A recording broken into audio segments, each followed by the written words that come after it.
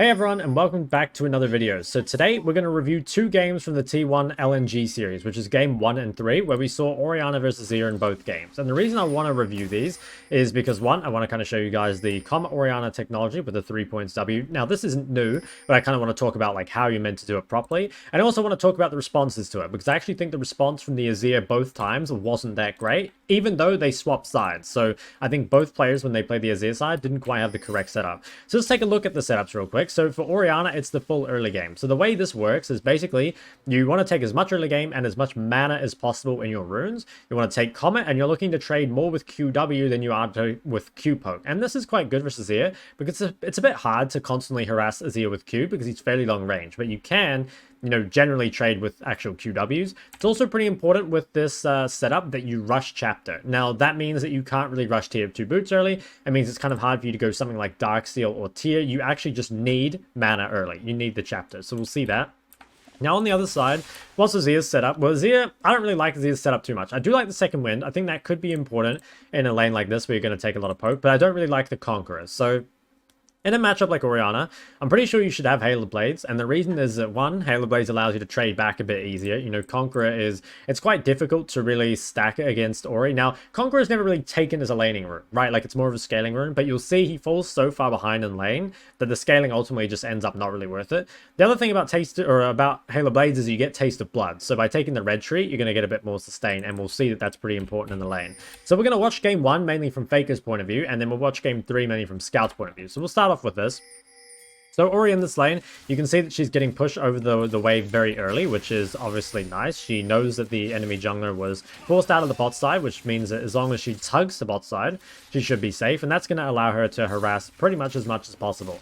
Now, if you're Azir, I mean, you can kind of see that he's looking to bait out Orianna's Q. Like, he's doing the right thing. He's trying to thin the wave when he can, but the problem is, it's eventually going to get to a point where he doesn't really have anywhere to maneuver, right? Like, when the wave is so pushed to him that he doesn't really have a lot of choices, and also, it's just quite hard to trade back, because Ori just does more damage at this point, right? Like, she just has more damage in her runes. You can see already the Scorch and Comet have done, what, like, about 80 damage together, which is, quite a lot. And second wind hasn't healed that yet. Actually, it's healed about half of it, which is pretty decent, but you'll see it's going to get a lot worse. So Faker hits level 2, and the thing is, when you're playing matchups like this, right, normally the way you kind of trade in mid is you look to punish your enemies' cooldowns, you look to harass them when they go for creeps, all that sort of stuff. Now, if you have such a big advantage over your opponent in terms of trading power, in this case, the Orianna just does so much more damage than Azir, you can kind of just walk at them and trade on them, because even if they trade back, that they're going to lose HP. Like, you can see basically that Faker is willing to just fist fight him, right? Because he knows that he just does more damage, and you can see that that Scout kind of walked in this area and then got absurdly punished for it. So let's talk about, why was Scout in this area to begin with? Well, it could be a couple reasons. He could be looking to get a ward over this wall, which I did think about, but I actually think it's kind of unlikely because, like, they saw Rel push their jungler off here. So, like, Rel is not going to be topside for a very long time unless she crosses mid, in which case, like, he'll see her, right? So I'm not really sure, like, I don't know, he could be playing in this area to try avoid the ball. Like, a good idea normally is to walk far away from the ball, but just so that it, like, has more travel distance, right? But at the same time, that does mean that Ori can just walk out of range, snap it back to her, and then he's kind of in a rough spot. So I think this is a really big mistake from Scout. I think he should have just played in this area. And at the very least, like, that way he always has the safety of his tower. Instead, he gets a bit too greedy, and he gets punished massively for it, and loses his flash in the 1v1. This is also bad, because the wave is actually pushing away from him. So, I think Azir in this matchup probably tried to thin the wave a bit too much. Like, if you're in an even lane, it's really important you get prior. Or if you're in a winning lane, because if you're ahead or even, basically you can use the levels and the creep advantage to make the difference. But the problem is, if you're behind, this is the problem with pushing out when you're behind, is that if the wave ends up pushing to your opponent, you can end up in a really rough spot. And I actually showed this in one of my Road to Rank 1 videos. I think it was my Syndra versus Nivea one, where the Nivea pushes at a bad time and ends up just with the wave in a horrible spot, which is exactly what happens to Scout here, right? So he's chunked out, he's lost flash. So how do you punish it as Faker, right? So you know that Azir pretty much has to recall. So you can just keep this wave pushing towards you, and then if he ever tries to walk up, you can zone him off it. This is really good because it gives you a lot of room to kind of run the Azir down, and it also gives you a lot of room to harass. Now, you could push this wave, but I don't think you need to. So, like, pushing this wave on the tower, it kind of means that he could like farm a little safer, and it also makes you a bit more gankable, and that's a pretty real problem when there's a Jarvan. So maybe if you're versing something like a Lilia or a Kayn and you can't be ganked at all, maybe you could push on a tower. But honestly, there's no real point. Like, this makes you safer, and it gets you like in a better position to harass. The thing to remember, like with the waves, is that generally you're pushing the wave to build the advantage, but you want to freeze or pull the wave to extend the advantage. So Faker already knows he has enough of an advantage here. Basically, he is going to be up health, right? Like, he's up a bit. He's also up a ton of mana, and he has a biscuit. So there's basically no way that Scout will ever be able to overcome this advantage without recalling. So you don't need to really push the wave. Now, he might end up accidentally pushing the wave if you QW in it too much, but I don't think it really should be able to. Now, you'll see that Scout goes for the reset here. And as Faker, you have two choices. So you could either push this wave and then Scout would TP back and he would collect it. Or you can freeze it. Now, it's better to freeze it here. So if you pushed it, what does it do for you? Well, it would mean that you base with a bit more gold, but it also means your opponent gets more gold because they're not going to get denied from this wave slow pushing to you, and it ends up with your wave in a worse spot. So here, it's really, really good to freeze because, like, one, if Azir TP's back, Rel can maybe look mid, and because that freeze will mean that you can continue to abuse with your item advantage, and on top of that, you'll be less gankable. So basically, everything screams here, like, reset and let the wave push to you, which is perfect. Now, he matches TP to make sure it's frozen. I think it's worth TPing here. I mean, if you don't, Azir will be able to crash the wave, and that kind of fixes his lane state, which would be pretty bad for you. So we come back to lane, and you can see the item advantage is pretty strong. I mean, we've got a dagger, which realistically doesn't impact trades a whole lot compared to Amptone, which definitely does. Now, why didn't he go Darksteel here? I think with this build, you pretty much have to go chapter. I mean, the thing with putting more points in W is it's just so costly. And you see, actually, he went the QWW here just to make sure that he has like more damage. He didn't need E defensively. But yeah, you basically just need chapter quicker. And if you go Darksteel here, there's a chance you don't get chapter on your next base. So I think you just have to rush this. It's not really an option. Also, Darksteel is slightly less useful in competitive than solo queue. It's still really good, but yeah, slightly less. So what do you want to do here as Faker? Well, I would say you do want to thin it out enough that it doesn't crash, but you still want it frozen on your side so that you can look to poke him out, basically, right? And I think, again, you know here that you can just trade and you win pretty much, right? Like, you can see he takes one soldier auto, but then he's able to just shield the rest of that away, and you can see Azir has a tough time doing anything to this because Rel can just come here. Now, this was kind of curious by Faker. He actually ended up breaking the freeze, and I think the reason for this was because Rel wanted to get aggressive in the bot jungle. So if you're playing purely for 1v1, it's better to freeze here because, again, safer from ganks, like allows you to like kind of you know, just like harass a bit more and stuff like that. But I think here, like, you can see Rel is looking to contest the Raptors, so that means Faker kind of has to push, right? Like, you don't want the wave frozen when your jungler is invading. So make sure you're considering like what your jungler is doing as well when you kind of play with your wave. Like, if your jungler is doing Herald or Dragon or I don't know, like, yeah, invading really deep, you kind of need to push, even if it's not as good for you in the 1v1. So that makes things a little easier for Scout, right? Like, he gets to farm from a bit further back, and you can see that Faker has dropped a little bit of mana here, and so it's like a bit harder to really push Scout out of lane. At the same time, he still has two biscuits, so there's something, and he can still kind of fish with Q, and then, like, if it gets close, he can commit by, you know, going for the W, and if it doesn't, then he can just keep looking to you know, like, walk back and look for another one. You can see the W slow just guarantees the Comet. I think he probably has 100%. Yeah, 100% of Comet's hit, which is really nice. If you can ever guarantee, like, a high Comet hit rate, it's going to be, like, really, really good for lane. Now, Faker does have pretty good vision to play with, so he can always hug the bot side and should be safe. And the nice thing here as well is even though he doesn't have a ton of mana, neither does Azir. So he can kind of play a war of attrition. Like, something you can do is just spam auto the wave, and that kind of forces Azir to spam auto as well, except it costs Azir mana to spam auto, right? Because he has to put Ws down, whereas it doesn't for Ori. So she can use everything on just QWs, whereas Azir will have to at least place Ws. And, like, admittedly, they're not super expensive, right? But they do cost something, especially when you don't have really any mana early. So why does Ori feel confident pushing all the way up to the tower here? Well, she had good vision for a long time up until this ward faded, and also Azir is not 6, and I think Azir on this low mana can't really set up a gank, so you can kind of look to keep harassing. Now, you have another choice here. Do you want to freeze this wave, or do you want to push? So I think in this situation, it's probably better to push. So the problem with freezing this wave is that, like, I don't know. If you freeze this wave, you have to recall, pretty much, because you don't have the mana to stop Azir from breaking it when he comes back to lane. So you have to recall. So you could freeze recall, right? Like, you could pull this wave and then come in this bush and reset. But I don't think that denies as much as just denying a wave under tower. So I think it's better overall to push and try force Azir to lose something here. If you can ever force your opponent to lose a wave, whether that is from freezing or from pushing, that's always going to feel really good.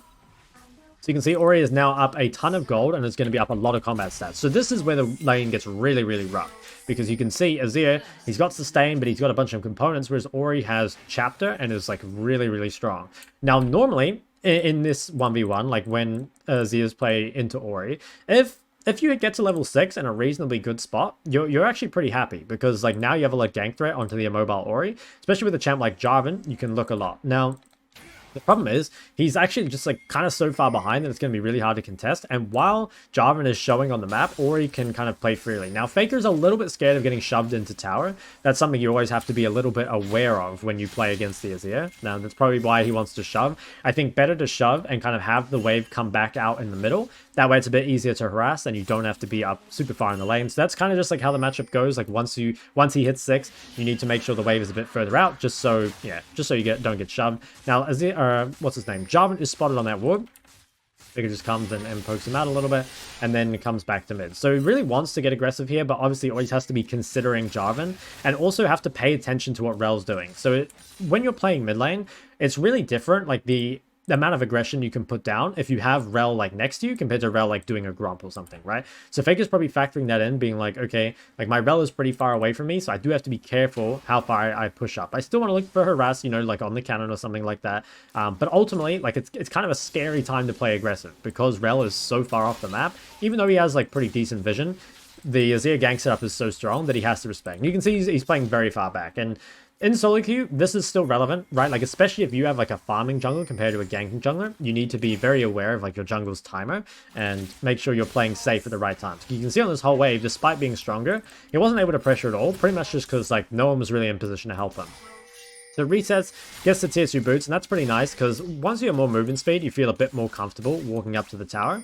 And also, part of this recall, now this is kind of competitive specific, is a lot of the time, first Herald fight is extremely important and competitive. Like a lot of the time, the snowball in the game starts from this. So basing and being as strong as possible before Herald, it's kind of like how in mid-game you base before Dragon. So he comes back on the map, he comes back with his, his spike, he's got his tier 2 boots. And the annoying thing about this is that Azir doesn't have time to base and get here. So if Azir contests this, he's doing it with a lot of gold, right? Like he's got 1,000 gold in his inventory if he wants to contest. And if you're LNG in this situation, you're basically like relying on your top laner to hard carry this fight because your Azir is so weak. And you can see they decide that they want to actually take this fight. I think it's a mistake. I think if you have a Azir Gwen, you probably just play to outscale and you don't like hard force this Herald fight because you can see the Azir is honestly pretty much completely useless in this fight. The Orianna is just so much stronger and they get punished really hard for it. And this is basically all based off like the mid matchup, right? You're consciously kind of playing into better scaling as the Azir and, being willing to lose a little bit in lane. But at the same time, like if you don't really play around that, like if you want to contest Herald still, then I don't think Azir is really the pick. I don't know. They didn't really like play around the pick very well, I guess. They didn't play around the limitations of the pick, I suppose. I think it is still like probably the best matchup into Orianna that's available, but they didn't play around like what was bad about it. And the really awkward thing for Scout here is like he tried to contest that fight and they lost. And he's kind of locked in lane until he has TP, right? Because instead of fighting this Herald, he could have based, right? Like if we go back and we turn this back to all vision, he could get a free reset here. So normally it's kind of hard to reset when you're losing without TP. But he could go for a free reset right now, and they could give this Herald, or maybe he could shove mid and then reset. So that would be okay. And they decide to fight this, and now he doesn't have ult, so he doesn't have any threat on the Orianna if she walks up in the lane. And Faker knows that. He can just like punish her very heavily under tower. And he has to wait pretty much for us to TP, because otherwise he's just going to lose too many creeps under tower. So he chooses to stay. Gets punished very heavily for it, right? Like his tower is taking a lot of damage. He's bleeding a lot of CS under tower, and he's still going to have to TP back to lane. So he never really got anything out of it, right? He does greed an extra wave, so he manages to stay for a little while, but I don't really think it's that worth it. I don't know. He did actually get most of the wave, but it does mean, they're like, I don't know. I don't think it's that great. Like, his tower takes a bit more damage. I guess it's okay. If you get away with it, it's probably fine. He did save his TP here because he waited for a cannon wave, so I guess maybe that's why he went for it. He wanted to try save the TP, but it also meant that he lost a play. And if we check now, you know, the mid gold gap is about 1,000. Now, some of that is from the kill, but you've got to remember that the kill is kind of from the mid priority, right? Like, the reason they won that fight was because Ori is stronger, because Ori gets priority. So that's going to be it for game number 1. I'm going to have a look at game number 3 where it's reversed. But basically, so your takeaways from this is, 1, this Ori build is really strong. Like, 3 points W with all the mana is really, really good, especially against champs that don't have any sort of sustain or don't have a way to trade back in lane. I do think Scout made a lot of misplays. Like, I think walking in here early was a problem. I think not taking Halo Blades and Taste of Blood was also a problem. Because you can see how useless Conqueror's been. And again, like, Conqueror's a scaling rune, but look how much he's lost for that scaling, right? Like, a lot of the time, is your scaling really worth 1,000 gold deficit? I think not, right? I think you've got to be really careful with scaling. Like, scaling, the thing with scaling runes are super broken if you can get away with them. But the skill of picking runes comes from knowing, like, when you need scaling or when you need early game, or, you know, how much you can get away with and stuff like that. Like, I think the perfect player would know just exactly how much he can get away with. Like, how much he wants is, like, as much scaling as possible while having to bare minimum early game to survive. Or, you know, if it's in a lane where you really want to pressure, you take as much early game as you need to win the lane, but you don't take anything more than you need, if that makes sense. So we'll go over to the next game now, but hopefully this one was kind of useful for you. So this is game number 3, same matchup, but obviously the sides are reversed. Now, I don't need to explain the matchup to you because I'm sure you just learned a lot about it. But what's different about this game? You know, what's the adaptation? So the adaptation from Faker was that he wanted to take inspiration instead of resolve. You know, so he saw Scout took resolve. He probably decided, okay, maybe that's not the best. And it's interesting what he's gone for. So Biscuits, I think Biscuits aren't amazing. I think that the Biscuit sustain early is kind of whatever, but it does give him a bit more max mana. And I think the bigger thing is actually Cosmic. So having lower TP cooldown is pretty important in this sort of matchup. You could see that in the last one, Scout got locked in lane for a while he was waiting for TP, but that should not be the case for Faker this time. But I still think it's a mistake to go Conqueror, and we're going to see that punished. Now, what did Scout do? Scout got the ward at level 1 and then just came to trade. So this is something that a lot of phase rush champs do, and it's actually a champ that Ori, or a tactic that Ori can do too, because she's so strong at level 1s. The phase rush champs do it because basically you can chase your opponent down really hard, but a lot of Oris at level 1, they will either put their ball about here and just like zone your opponent off completely at level 1, or they can come and just trade with their empowered auto attacks because they know they win super hard. On top of this, you know that Azir will never be able to force you out of lane, but you definitely can force Azir out of lane, right? So even if this trade were even, it would probably be better for Ori, but as you can see, the trade is definitely not even. So he came out really, really strong from that. And I think something that Scout did was he was much more willing to trade more HP. Like, I think Faker was playing quite respectful around the Jarvan, and it's a bit easier for Scout because I think Poppy is not as threatening as Jarvan early, but he was really willing to trade like a lot of HP, and you'll see the big difference comes from Faker gets an even worse first base than Scout did. So I'm going to kind of play this on 2 times speed because, again, it's mostly played out the same as before. It was a nice level 2 punish there from Scout. Importantly, though, Faker didn't end up with the wave in a really scuffed position, right? Like, it wasn't that the wave was pushing away from him, so he never ended up losing his flash. But the problem is he lost so much health contesting the wave that he was forced to reset, and the only thing he could buy was refillable, which is a pretty rough start of the game. And this is quite problematic here because what's going to happen is this wave will crash and then Scout can base TP and then he should be able to hold the freeze with an item advantage. Now, I think Scout made a misplay here, or at least, I don't know, it looks bad. So he was going to go for the base, and I think he based too greedily, and then he got cancelled. So this is a mistake because, you know, one, it means that he can't get to this wave immediately. He still has time to base TP, but it's annoying getting your base cancelled, right? And then he goes to this because the Poppy is really low. So, I mean, this kind of makes sense. Like, he wants to be able to push the Poppy out of here. Right, like he kind of has to do this for his jungler, but you actually lose a lot in the 1v1 for this because what happens is you lose the opportunity to freeze this wave now because he tried to come here for too long. So probably should have just given this up. And then if he'd had the ability to base TP, I actually think Faker is in a really horrible position. Like, I think if you TP back, you've got, say, like, Amptome or whatever. I don't know how much gold he had. Yeah, he had Amptome. Could have TP back and frozen this. I don't think Faker can ever crash this. It's going to be really hard. But now, because Scout actually stayed on the map too long, Faker will get this wave to crash, which is incredible, given that you're down gold, or you're down items, basically. So this is extremely important for Faker. Like, this is actually, you know, a pretty good start compared to the last one, right? Like, obviously his base was kind of rough, but compared to the last one, it's actually, you know, this is pretty playable. Now, I wonder if Faker made a mistake here. I think it might have been better to recall. So the reason would be that, like, well, while you don't have a lot of gold, this is a cannon wave, so you can probably get back on the map in time. And it would be good if you could buy something like boots here, just to dodge the skill shots, I think. Maybe go like boots pink, but I think staying on the map might have been a mistake. So, I mean, why would you stay on the map? Well, one, because you have full HP, full mana, so you kind of want to pressure.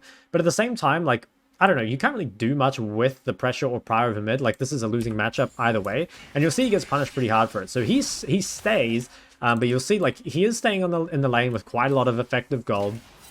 And yeah, Scout realizes that with the item advantage that he can do the same thing Faker did to him. And basically, he can just take trades. Eventually, Faker runs out of mana, and because he didn't take that opportunity to recall before, I mean, now he's kind of just fucked, right? Like, what can you do as Faker in this situation? You kind of need to reset, but it would have been much better to reset when you didn't have a wave to lose for it, as opposed to when you actually do. So I think it was a mistake from Faker not to reset, and you can see, again, things are getting pretty out of hand. It's a very sizable CS difference, and he's going to base now. Crucially, he did not get chapter, right? So that's, like, pretty important. He didn't have enough gold for it. So that, yeah, that is actually pretty important, and maybe that was, like, I don't think it was, like, planned by Faker, but I still think it would have been better to base earlier and just make sure that, again, if Ori does match base, she doesn't have chapter gold. But this is quite fortunate, right? Like, Orianna's second base not having the chapter is pretty key, because she can't harass as much as Faker did. Now, it's still going to be pretty bad, though. I do like that Faker bought the boots. Now, how is he so low mana? I didn't actually see this in the game. Okay, so he came back to lane with half mana because he tried to get out of base quickly so that he could get the CS. But this is a bit problematic. So again, I really think should have based before, because now he's basically in lane, but the wave is pushing away from him, which means that it's going to get frozen, and he's already run out of mana. So if you're a scout in this situation, I mean, what do? You can pretty much just, like, run this Azir dry. You can make him run out of mana. It's really, really hard, I think, for Faker to recover from this position. You probably have to play for some sort of gank, but realistically, like, if Scout plays well, it's probably ungankable, and currently, Poppy is showing bot, so Faker can't get any assistance. So you're just going to get absolutely blasted in the 1v1, which, yeah, it sucks, right? It really sucks. And I think this could be made better with the bases. I think it could be made better with rune choices. Like, again, I think that Hail of Blades, Taste of Blood would be really good, especially for trades like that. That was pretty nice, though. It manages to dodge out of that. So Faker, I don't know, he's done well enough, but he's, like, still made some mistakes, and the matchup still really sucks. So, yeah, I don't know, it's not too good, but this is, like, pretty decent. You know, like, Scout was forced to recall without shoving Azir under his tower, so that's pretty nice. You know, Azir didn't end up losing a wave, and in fact, Azir is actually going to be able to push out the wave. So, much better base this time for Faker. Now, Scout does have the chapter, which is when things are going to go downhill again. So, if you're Scout in this position, you probably want to set up your vision.